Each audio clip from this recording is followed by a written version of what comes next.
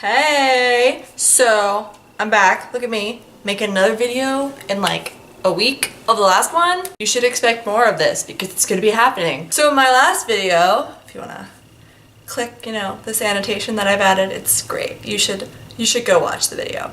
I opened the quarterly YA literary box and I got this beauty over here. This is A World Without You by Beth Revis. It is her brand new release. It came out July 19th. I read it recently and now I'm gonna review it. You read the title, you know what's happening. We're talking about this piece of awesome. Oh, this book is so good. If you haven't read this book, go get it right now.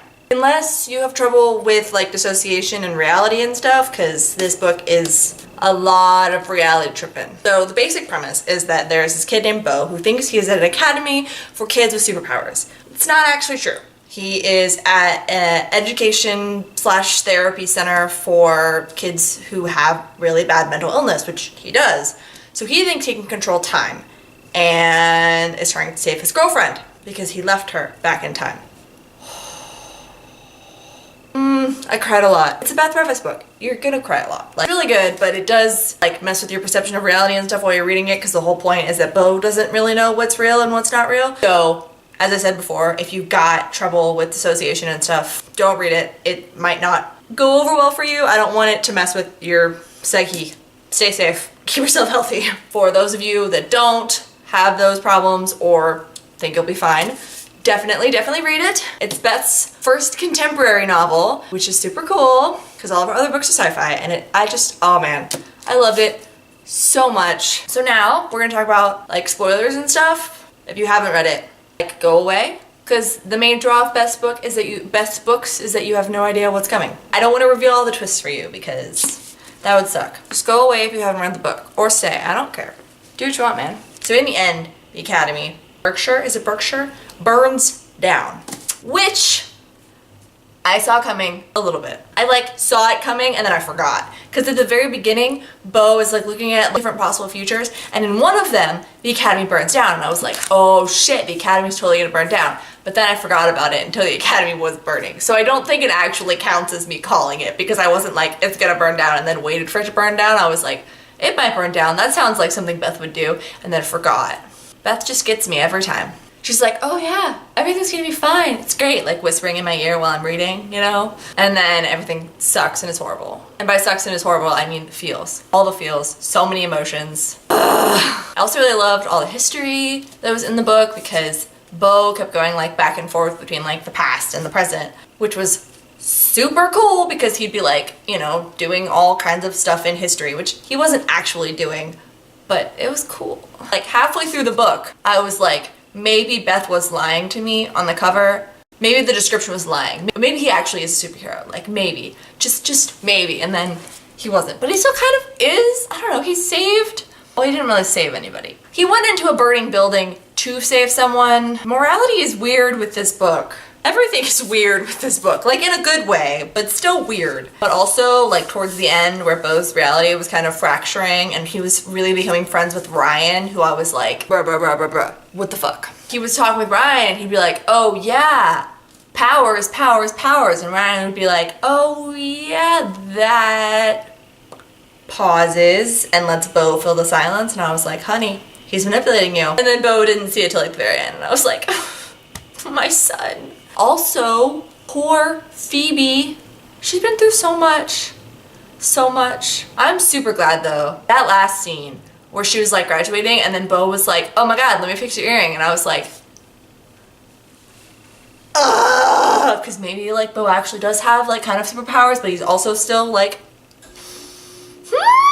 but her graduation was not remembered as the day she lost her grandmother's earrings. So that's what I care about. Like, thank you, Beth, for ending on that wonderful happy note. And she's gonna travel for a year and then go to NYU. And I'm just so proud of Phoebe. Bo's doing better too. And I'm like, oh my god, guys, I'm so proud. Also, the version that I have is the quarterly fancy version. So it has sticky notes with notes from Beth in it. Oh my god, these were awesome. One of them, this is a special tidbit I'm gonna share with you guys because Beth is a freaking nerd. I love you, Beth. but you're a nerd. I mean, I also am too. Like, since Beth read The Hunger Games, she's been including mahogany in everything that she writes. At one point, there's mahogany paneling mentioned, and there's a little sticky note on that page that has that. Since I read The Hunger Games, I've been including mahogany because she just really loves when Effie went, "That's mahogany!" So all of these are super cool. If you got your hands on one of these quarterly boxes, these are great, Beth. Thank you so much for including these.